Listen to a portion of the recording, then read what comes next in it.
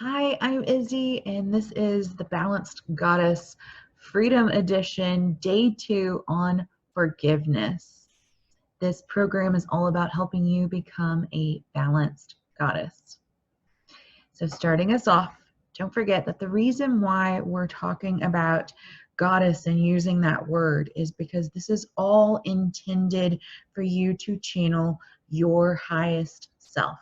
So, whatever energy, image that you want to use, your highest self for personal growth and also for that spiritual development as well. So we're raising our frequency, we're raising our vibration. So, what is forgiveness? As we talk about forgiveness today, we'll be talking about forgiveness not only for ourselves, but also for other people. So, psychologists generally define forgiveness as a conscious, deliberate decision to release the feelings of resentment.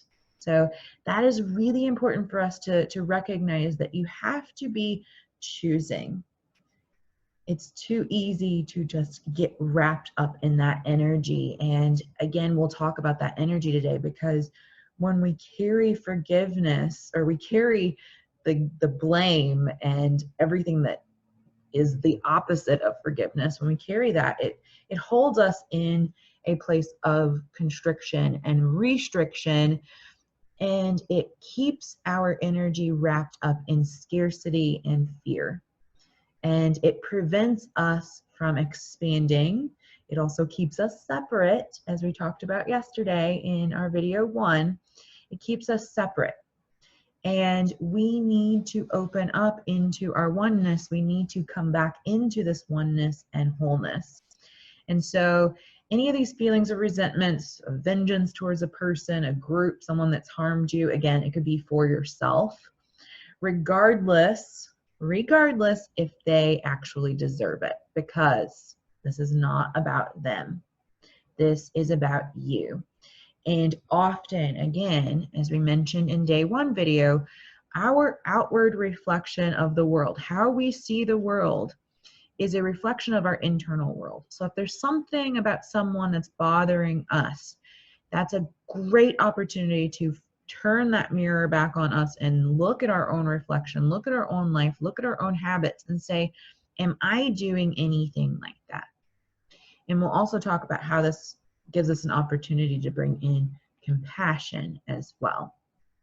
So when we are in this state of guilt, shame, and blame, and we're not moving into forgiveness, we are in this depressed state. Now, in this form of a depressed state, not depression, but a depressed low frequency, it's as if we're carrying this huge load. And I find this often happens with women who want to lose weight. And I don't like to use that word a whole lot, but in this circumstance, they want to shed the weight. They want to remove the weight off of them. So we often have to ask ourselves, what weight, what baggage are we holding on to? What are we carrying around? Because most of the added weight that's along our midsection is also the emotional weight from trauma, from guilt, shame, blame, that we're holding on to, that we're not forgiving others for, and we're not forgiving ourselves from. So if you want to release yourself of all of that, then forgiveness is that thing that we need to step into, that thing that we need to deliberately choose to come into harmony and balance, to become a balanced goddess. So again, forgiveness. When we forgive someone else, it's not a matter whether they deserve it or not. It's a matter of how much peace do you deserve, and you're a goddess. And so if you think about channeling a goddess, what would the goddess do? What energy would she hold? Would she hold on to regret and resentment? No, she would not let that weigh her down. So we really need to focus on, like, this is for our own healing. And when we look at the word forgiving, we do this to give peace to the people around, not necessarily the person, but to also give peace to ourselves. And so the only way that we can forgive ourselves is to know that we've learned our lesson, we won't do it again.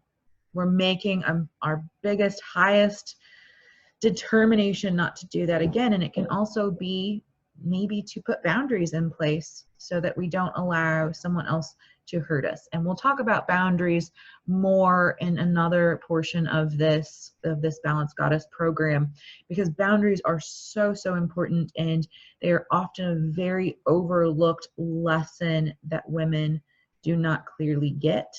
And it is a huge process in becoming a goddess and also becoming a strong, independent, free woman.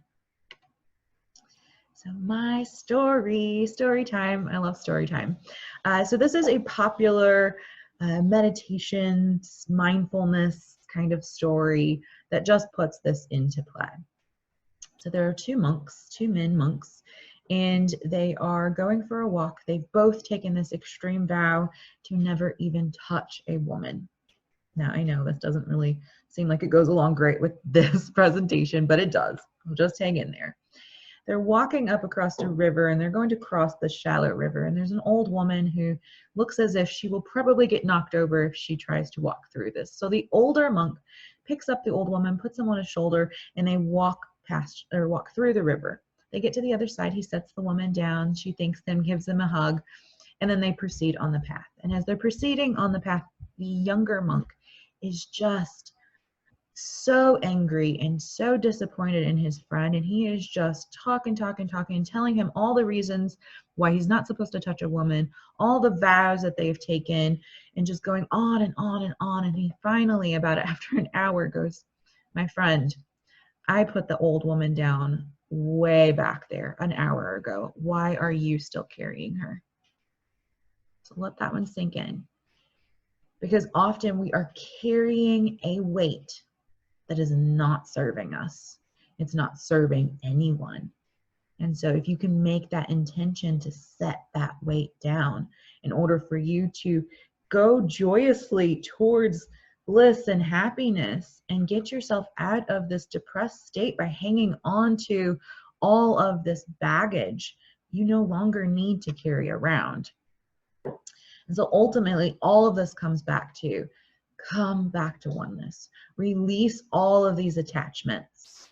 Learn how to witness all of the judging thoughts without judgment, just to be the observer and to bring in compassion, because each one of us is living out our story based on our childhood experiences, our experiences with other people. And so all we're doing is our best, and we can put ourselves in that person's shoes, but we can also say, if I was seeing this person for the first time and I didn't have all of this backstory of who this person is, would I see them different? And if I was in their shoes, if I had their stories and their life, would I see this any differently? And so recognizing that we're all doing just the best that we can. So take this time to also set a vow for yourself to remove the guilt from wanting time for yourself.